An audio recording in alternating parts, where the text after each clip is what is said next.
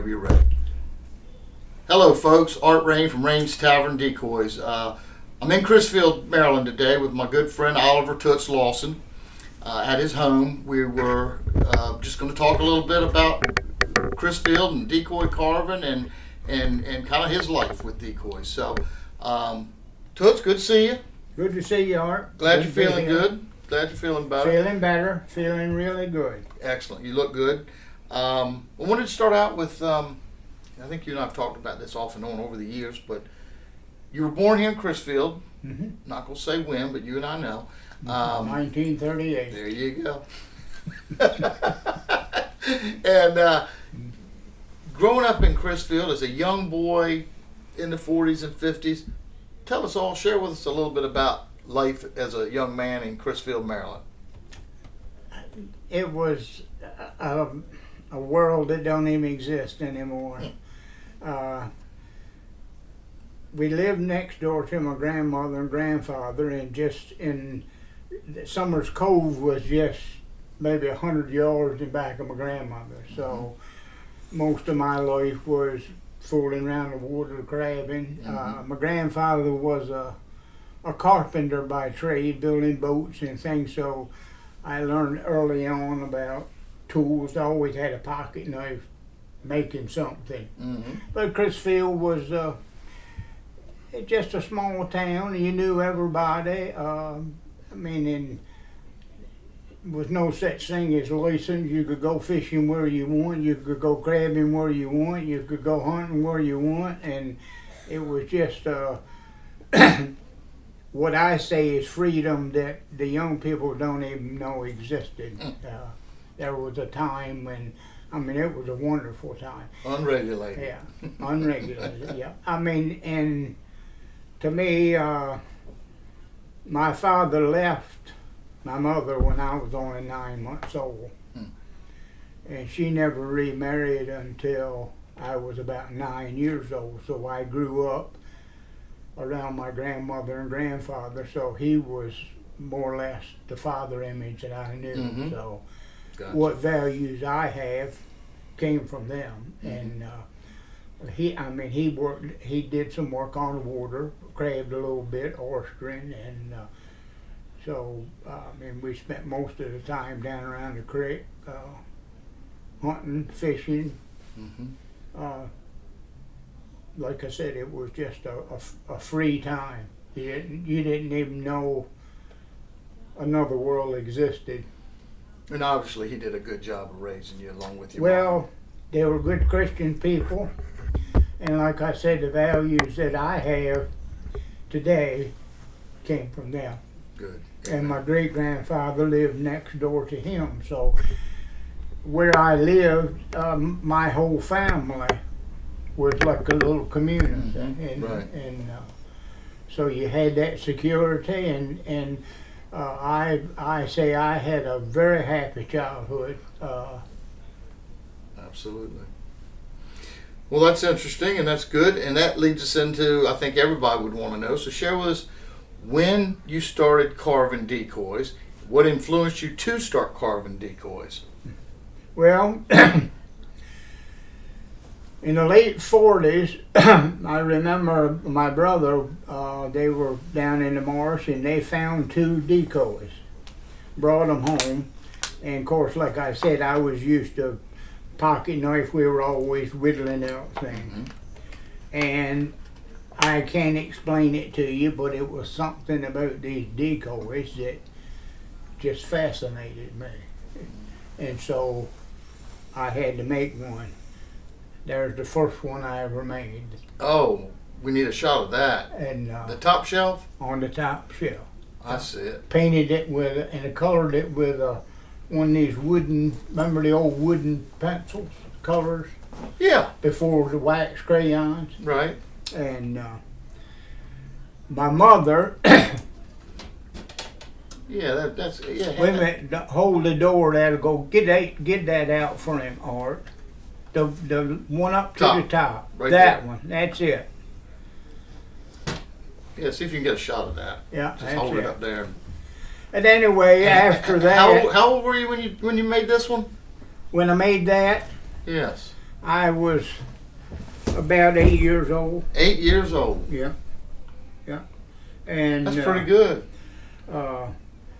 And I made a few little ones after that. And my mother worked in a sewing factory, and she happened to work with Len Ward's wife, Miss Selma. Thelma.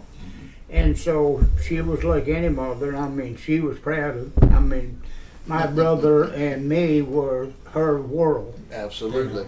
And like most mamas. yeah, and so she took. I had a couple little miniatures, and she took them to work one day, showed them to Miss Selma, Mm-hmm. and Miss Selma said, "You tell that boy go down and see Lem." Well, Lem only lived about maybe a mile through the woods, and so by that time I was about 9,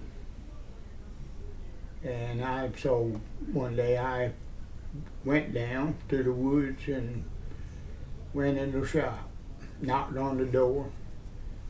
They said, "Come on in." So Nice. there's these 2 old men. They were working, making a living. I mean, how many old men won't put up with a little kid? A kid. You know. Right. And I was full of questions, and Typical. well, you know how much mouth I got, so I Typical talked a kid. lot. But and they said, "Come on in, sit down," and I was always asking questions and things, and I was always welcome. But they became like a family to me. And Wow. every day after school, I'd walk through the woods and sit and talk and watch him and ask him questions. How about that? So, like I Not said, many people get to claim they did that or something like that with the Ward and, brothers. And then I knew Mr. Lloyd Tyler too, because he lived a couple doors down from my grandmother for a little while. Mm-hmm. So I was familiar with his shop. But it was just, I don't know, it was just something about birds and decoys that I was drawn to for Right. some reason or other. And Natural. Just very and natural. when I saw his stuff, you know, that kind of blew me away. I mean, and to me, he was the only one in the world made decoys. And That's pretty so it become a lifelong relationship. And to me, I knew him different than most people did. I mean, because most of those guys went there, they went as collectors and that sort of Right, thing. right. To me, it was like part of your family. If I was there and they were having a meal, I had to go in and eat with them. Or if he went in and said, "Come on, we'll go in and have a cup of coffee." Or I mean, and this was every day. And I knew he got tired of fooling with me, but never said anything. Yeah, They were they liked always you. joking, singing, reciting poetry. With to be uneducated people, they had a memory that you would not believe. They could recite poetry for hours on end, just from memory. I mean, Right. you wouldn't believe it. Well, like I've always heard, education has nothing to do with No, smarts. and they loved to sing. They sung in a quartet. In those days, you used to have barbershop quartet. Right. And right. they sung in the quartet. And of course, Steve was kind of laid back. Lem was, he'd have all these gestures and things, you know, and they'd practice in the shop. So I loved to sit and listen to them sing, Right, you know. And, right. So you started carving as a kid. Mhm. Your first decoy was about 9 years old, Yep. and you now knew the Wards and Mr. Lloyd Tyler, and I'm Yeah. sure some of the And, Sterling family. I'm sure. And then by the early 50s, I had, sold some things. You know, you always treat your friends, your family, and all. So Right. I was making a few things and selling them. Mm-hmm. But I knew Miss Elizabeth Hall from when I was very young. And matter of fact, her grandmother was distantly related to me. And Ms. Hall was from Princess Anne. She lived in Crisfield. Oh, lived in Crisfield. At that time, she was living in Crisfield. Okay. And so she called me up one day and she said, I won't come down here, I want to talk to you. And I said, okay. So I went down and she said, I want you to quit that job and I want you to just make these little decoys I was making, little miniatures. How old were you at this point with Ms. Hall, the relationship? Well, Joan and myself had just got married. So that was in 1954. I was 16. Okay, 16. And so at this point, you started, you liked decoy making, and you sort of decided you were going to make it. It was a vocation. At that particular time, no, it never dawned on me to do it as a career. No. Okay, it was a hobby. At that time, I was working at a grocery store. And at that time, it was more or less a hobby. Okay. And I'd made a few decoys that I was hunting with. By that time, I'd started hunting some. But anyway, she said, you quit that job, and I want you to just make these. And I said, well, Elizabeth, I got a little baby now, and I have to have some kind of guarantee. She said, well, I'll guarantee you that I'll buy all you make, but I'll guarantee you that I'll pay you $35, at least $35 a week. She said, matter of fact, I'll give you a contract. So she wrote me a contract for a year. For $35 a week? Yep. Well, I could make more, but she guaranteed you the $35. But now, how much were you making at the grocery store back then? I was working 60 hours, making $35. Sounds like a good deal. So, and I thought about it, and I said, that's pretty good. I can go in the shop. At that time, I had fixed a little place in a shed back of my father-in-law's. And I said, I can go make these little ducks. And I go fishing and hunting every day, whenever I want. I come home, make a few bucks, and I go hunting. I said, boy, this sounds good to me. You hit it. And everything went on, and and during that time, I was also, by knowing Len and Steve, in those days you didn't have the exhibits like you do now, so most of these old collectors were going around the people, all the carvers and workshop. I mean, it was always people in and out, and if they went limbs, they'd wind up my home. So I began to build a business that I could, in the early 60s, Elizabeth, by that time, she was took over it as head of social services in the lower counties, and she got busy with that, so she turned all the decoy stuff over to a lady called Catherine Cummings, Kitty, and she lives down in Rumley, and by that time they had named it the Duck House. In Rumley, the Duck House in Rumley, So, right. and I made them for Kitty until maybe 1962. And by that time I had, like I said, I had enough business that I could make a good living on my own. Nice. And I mean,